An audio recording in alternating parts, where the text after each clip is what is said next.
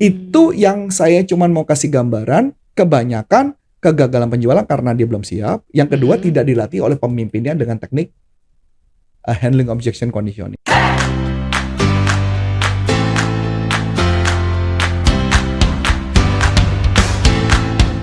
Halo sahabat sales dimanapun Anda berada, jumpa lagi dengan saya Melani dalam YouTube channel Coach Antonius Arif yang membahas tentang selling dan marketing. Nah sahabat sales, dimanapun Anda berada, tetap kita jaga prokes ya, pakai masker dan cuci tangan. Oke sahabat sales, kali ini kita mau bahas pertanyaan yang datang dari sahabat sales juga gitu ya. Gimana sih teknik yang cepat membuat tim sales jualan tanpa ragu? Waduh, oke. Tentunya bukan dengan jentik gitu ya, langsung bisa jualan besoknya enggak ya.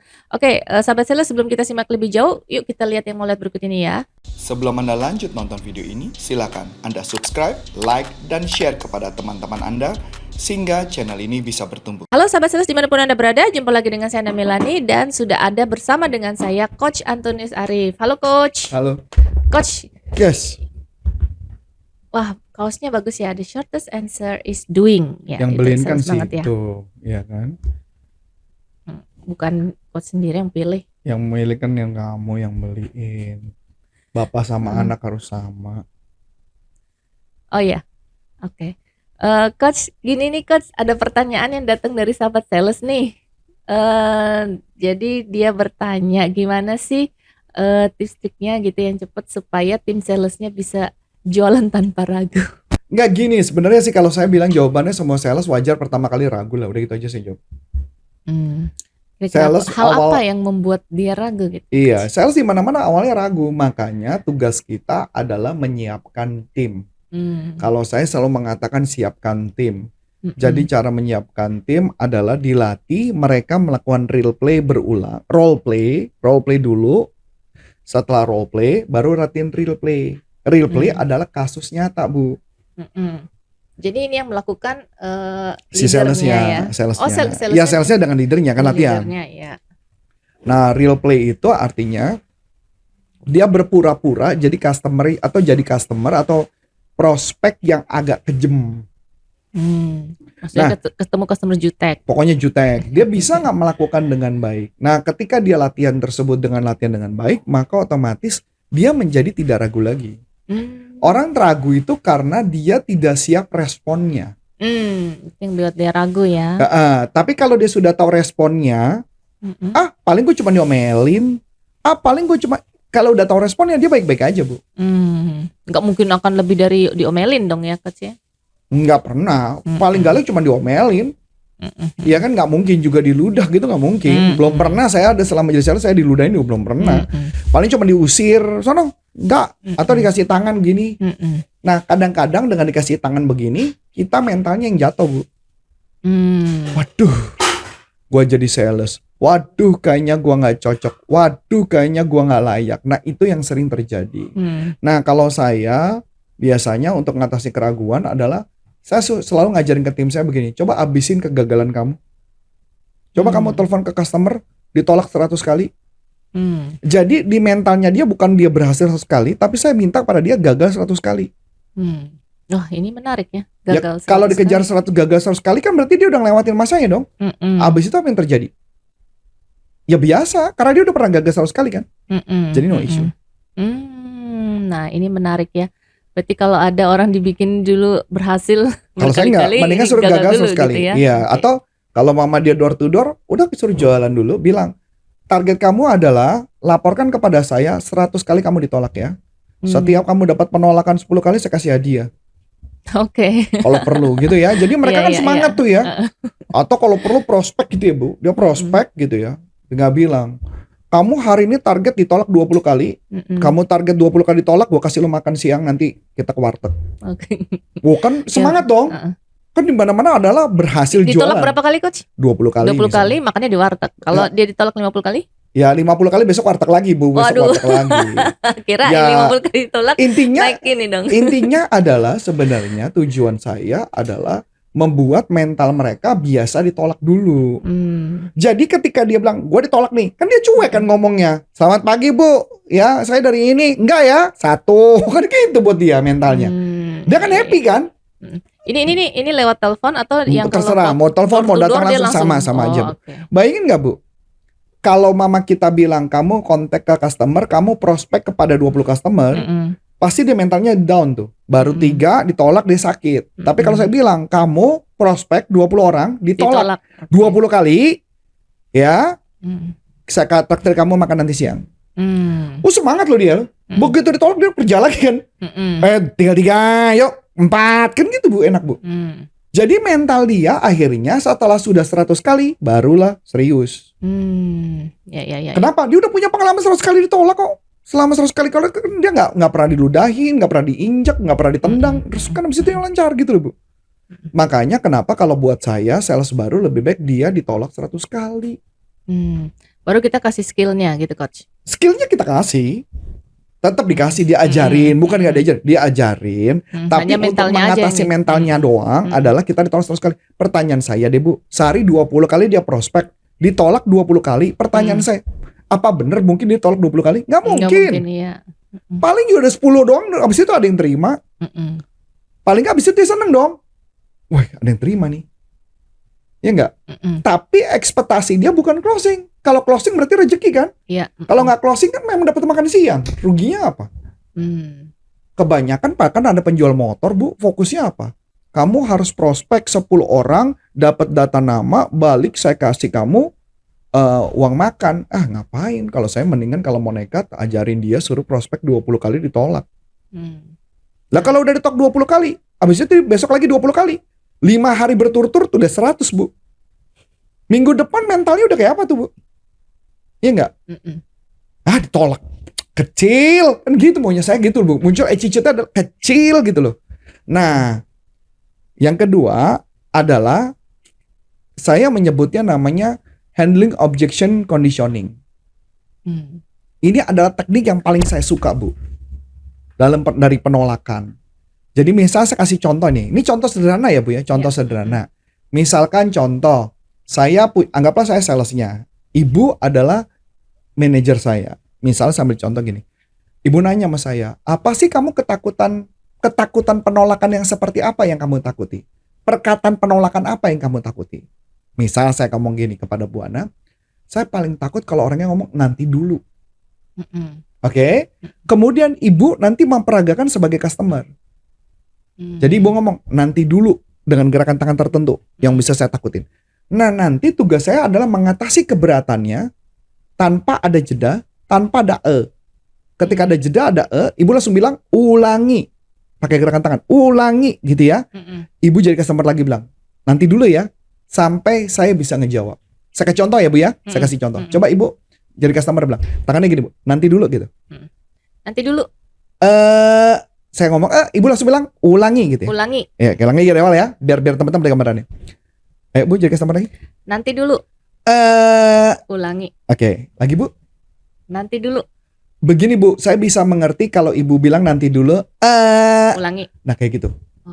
Sampai saya bisa lancar mengucapkan kalimatnya tanpa ada dan jeda. Masalah bener atau enggak jawabannya urusan nanti. Dan itu ada di video bagaimana teknik mengatasi keberatan. Yang penting adalah mentalnya dulu setiap bilang ulangi.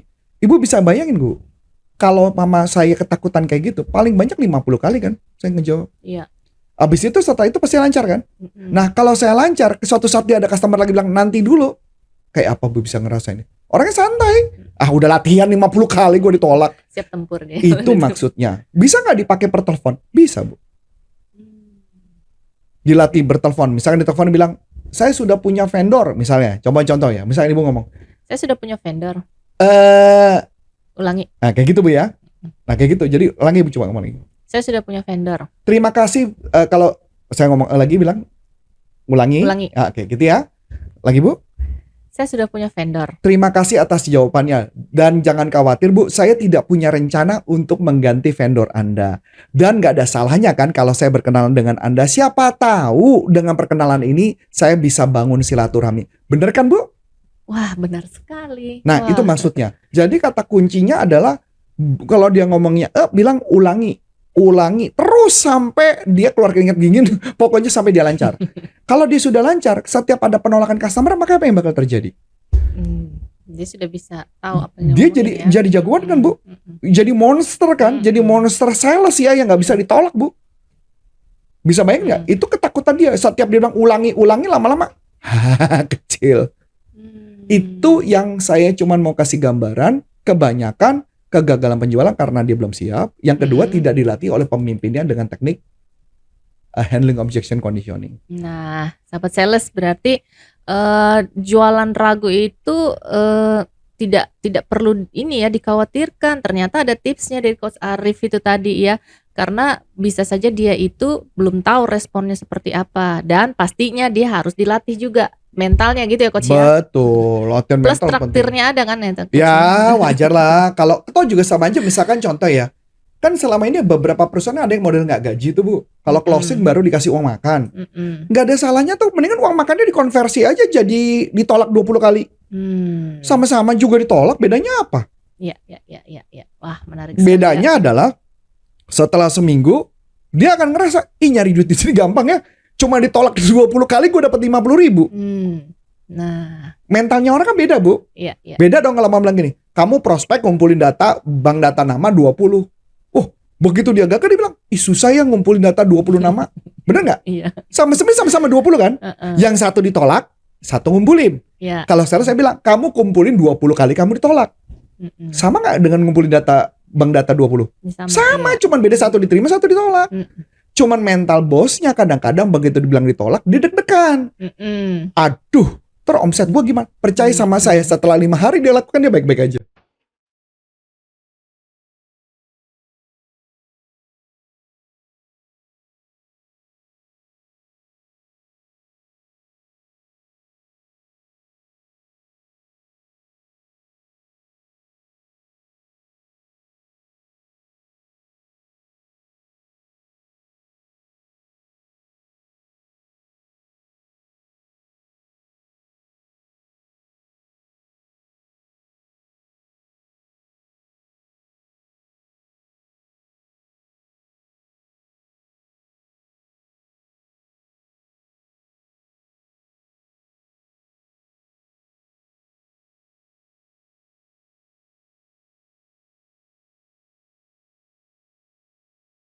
Buat para business owner, para pemilik perusahaan, nggak usah khawatir gitu ya. Jadi dilatih aja dulu mentalnya. Ya nanti setelah itu baru dia bisa jualan. Gitu ya abis itu kan dia seneng kan, punya semangat. Wih gila, gua ditolak aja 50.000.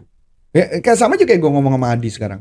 Di, lo misalkan ya, tadi gue bilang Di, lo cari bank data nama di tetangga, ya, gua kasih 50.000. Sama, Di, lu ditolak sama 20 orang di komplek ini, ditolak sama 20 orang di komplek ini, dan setiap ditolak tolong namanya dicatat siapa aja yang nolak lo. Gua kasih 50.000. Mana yang lebih menarik buat lo? Nah kan lucu kan? Lucu kan? Padahal sama aja kan? Malah menolak sekarang jadi ini ya, tantangan yang diterima ya daripada iya, karena menurut dia ditolak itu gampang. Yang kalau ngumpulin bank data susah. Tuh kan lucu gak? Iya, mindsetnya. Bener gak? Jadi maksud saya jurusnya sama, metodenya sama. Pertanyaan saya, masa sih dia 20 kali ditolak? Nggak mungkin. Tapi dia nothing tulus. Iya. Oke, sahabat sales. Nah, menarik banget ya bincang-bincang kita kali ini. Dan kalau ada pertanyaan dari sahabat sales seputar topik kita kali ini, yuk langsung aja dilayangkan di YouTube channel kita supaya YouTube channel ini semakin bertumbuh. Nah, Coach, kalau misalnya ada teman-teman nih yang pengen mau upgrade skill scalingnya kemana nih, Coach? Bisa masuk ke pastiprestasi.com. Dia ada platform online untuk pembelajaran dunia penjualan. Ada tesnya juga. Dan sebentar lagi di mungkin bulan Oktober, November, Desember, kita akan buka sekolah yang namanya salesuniversity.id. Dan sekolah itu akan mendapat sertifikasi. Dan mudah-mudahan dapat sertifikat juga dari Pedanka. Kita lagi proses. Iya, jadi mudah-mudahan nanti suatu saat bisa jadi sekolah diploma. Ya, daripada Anda jadi sales, nggak ada salahnya menanamkan diri Anda, kemampuan Anda di sini, Anda menjadi sesuatu. Dan kita bisa salurkan juga ke perusahaan-perusahaan yang nanti membutuhkan. Kan keren ya, Bu ya? Nah, itu buat Anda. Dan buat Anda kalau perusahaan yang mengundang kami, Anda bisa masuk ke corporaconsulting.com dan bisa mengundang kami untuk membantu tim Anda. Bahkan Kita punya para tim trainer yang bisa ngebantu untuk tim-tim Anda. Ya. Bahkan saya ada cerita sedikit, Bu. Ini cuma cerita sedikit aja ya, Bu. Sebelum Anda lanjut nonton video ini, silakan Anda subscribe, like, dan share kepada teman-teman Anda sehingga channel ini bisa bertumbuh. Jadi ceritanya Mas Adi saksinya, kemarin kita kan mengajar 4 batch ya Mas Adi. 4 ya, benar ya? 4 ya? 4 batch di salah satu perbankan besar lah di Indonesia. Ya. Dan tahu nggak ada cerita yang menarik dari mereka bilang apa, Bu? Mereka bilang gini, hari pertama mereka biasa aja pembukaan, hari kedua, hari ketiga, hari keempat mereka ngomongnya menarik. Dia bilang gini, tolong tanyalah pertanyaan yang sulit kepada Coach Arif, karena Coach Arif adalah juara sales dan fasilitatornya juga juara sales. Wow. Tolong bikin pertanyaan-pertanyaan yang sulit, jangan yang gampang. Kalau pertanyaan gampang, itu Coach Arif nggak tertantang tuh. Dan memang benar gitu kan ya. Maka ketika saya ngajar gitu ya lucu. Jadi pada batch keempat, ketika ngajar, saya cuma ngomong gini, ada nggak pertanyaan yang lebih sulit? Saya bilang gitu. Bahkan dalam pelatihan tersebut, ini menarik Bu, dalam pelatihan tersebut kan mereka minta real play ya, jadi kasus di lapangan. Tahu Bu, mereka bikin kasusnya tuh kelihatannya gampang banget gitu kelihatannya Bu. Kayak too good to be true gitu loh Bu, paham nggak maksudnya? Latihannya ini kelihatannya ini bisa closing punya gitu loh.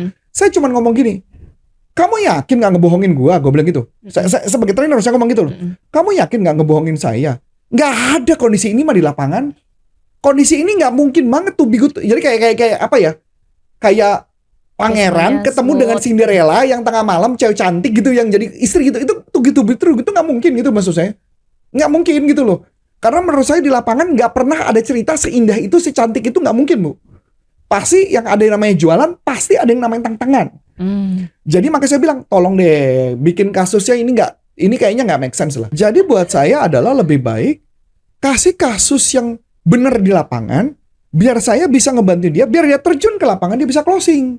Dan ini yang menarik Bu, ada peserta di batch ketiga, dia baru praktekkan kurang lebih dari seminggu, dia bisa menghasilkan 12 miliar Bu.